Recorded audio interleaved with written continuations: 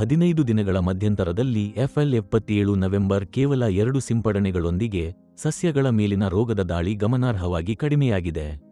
ಸಸ್ಯಗಳು ಆರೋಗ್ಯಕರವಾಗಿ ಮತ್ತು ಸೊಂಪಾಗಿ ಬೆಳೆದಿವೆ ಮತ್ತು ಹೇರಳವಾಗಿ ಹೂ ಬಿಟ್ಟಿವೆ.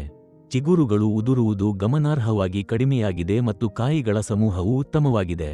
ನಾಟಿ ಮಾಡಿ ಕೇವಲ 50 ದಿನಗಳು ಕಳೆದಿದ್ದರೂ ಹೊಲದ ಪ್ರಸ್ತುತ ಸ್ಥಿತಿಯನ್ನು ನೋಡಿದರೆ ಈ ವರ್ಷದ ಇಳುವರಿ ಉತ್ತಮವಾಗಿರುತ್ತದೆ ಎಂದು ನನಗೆ ಸಂಪೂರ್ಣ ವಿಶ್ವಾಸವಿದೆ. ನಾನು ತಿರುನಲ್ವೇಲಿ ಜಿಲ್ಲೆಯ ಅಂಬಸಮುದ್ರಂ ತಾಲ್ಲೂಕಿನ ಆಂಥೋನಿ. ನನ್ನ ಅಜ್ಜ ನನ್ನೊಂದಿಗಿದ್ದಾರೆ. ನಾವು ಕಳೆದ 15 ರಿಂದ 20 ವರ್ಷಗಳಿಂದ ಮೆಣಸಿನಕಾಯಿಗಳನ್ನು ಬೆಳೆಯುತ್ತಿದ್ದೇವೆ. ಇಲ್ಲಿಯವರೆಗೆ ನಾವು ಹೆಚ್ಚಾಗಿ ರಾಸಾಯನಿಕಗಳನ್ನು ಬಳಸುತ್ತಿದ್ದೇವೆ.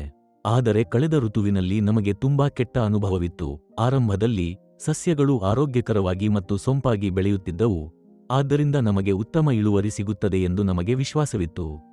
ಆದರೆ ಮೊದಲ ಸುಗ್ಗಿಯಲ್ಲಿ ನಾವು ಕೇವಲ ಒಂದು ಹಣ್ಣನ್ನು ಮಾತ್ರ ಕೊಯ್ಲು ಮಾಡಲು ಸಾಧ್ಯವಾಯಿತು. ನಂತರ ಎರಡನೇ ಸುಗ್ಗಿಯ ಮೊದಲು ಒಂದೇ ವಾರದಲ್ಲಿ ಇಡೀ ಹೊಲವು ರೋಗದಿಂದ ಪ್ರಭಾವಿತವಾಯಿತು. ಕಳೆದ ಋತುವಿನಲ್ಲಿ ಎಲ್ಲಾ ಸಸ್ಯಗಳು ಒಣಗಿ ಇಡೀ ಹೊಲ ನಾಶವಾದ ಕಾರಣ ನಮಗೆ ಭಾರೀ ನಷ್ಟವಾಯಿತು.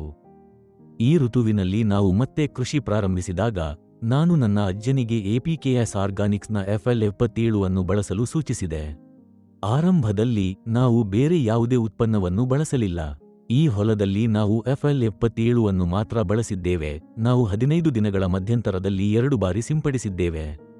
ನಾಟಿ ಮಾಡಿ ಕೇವಲ 50 ದಿನಗಳು ಕಳೆದಿವೆ. ನಾವು ಇನ್ನೂ ಕೊಯ್ಲು ಪ್ರಾರಂಭಿಸಿಲ್ಲ.